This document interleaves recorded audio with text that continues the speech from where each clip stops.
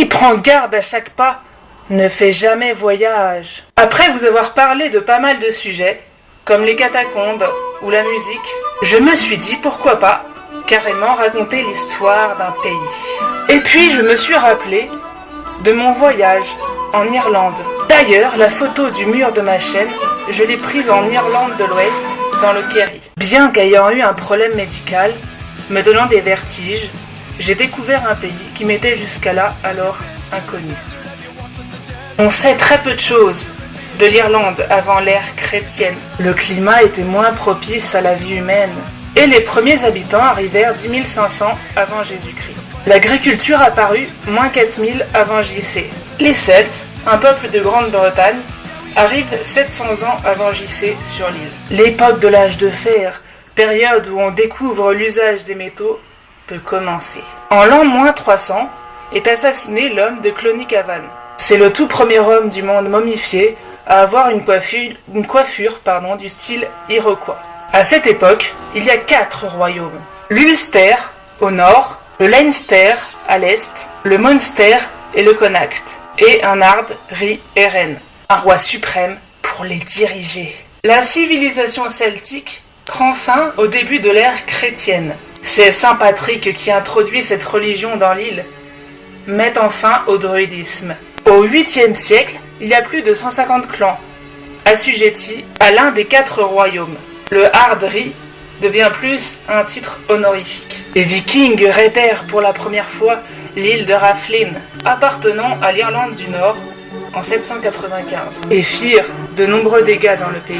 Ils fondèrent Dublin en 1137, Dublin qui est la capitale actuelle de l'Irlande. C'est en 1052 que le roi de Leinster chassa les Vikings de Dublin et en fit la capitale. Il faut savoir qu'il y eut beaucoup de guerres entre les 4 royaumes. Des Normands débarquèrent en 1169 et influencèrent pas mal de ce fait la culture de l'Irlande de l'Est. En 1494, le Parlement irlandais est soumis totalement à l'Angleterre, avec la loi Poynings.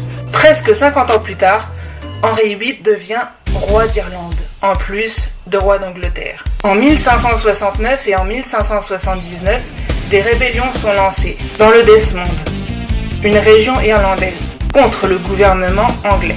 En 1595, c'est carrément la guerre de 9 ans qui sera perdue par une partie de l'Irlande contre les Anglais. Après cette défaite, de puissants comtes fuient l'île. Une tentative de coup d'État menée par les nobles irlandais catholiques marquera en 1641 le début d'une nouvelle rébellion visant les catholiques et les protestants, anglais et écossais. Il y eut beaucoup de massacres.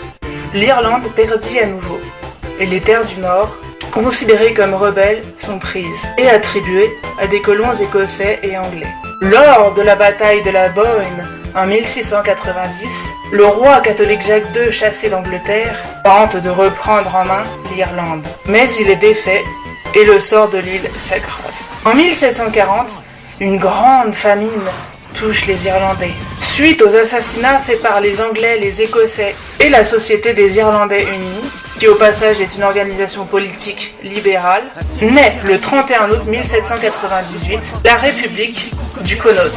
Le 1er août 1800, la Grande-Bretagne proposa un acte unifiant l'Irlande et d'autres pays pour former le Royaume-Uni. Au 19e, des mouvements naissent, comme celui de Jeune Irlande, ayant pour mission de redonner confiance en la religion. Toujours à cette époque, beaucoup d'Irlandais migrent en Amérique. À la fin du 19e siècle, l'indépendance renaît. Des terres sont rendues aux Irlandais. Lors de la Première Guerre mondiale, l'Irlande ne jouera pas un grand rôle dans le monde. Mais en son île, sa politique et son gouvernement changea.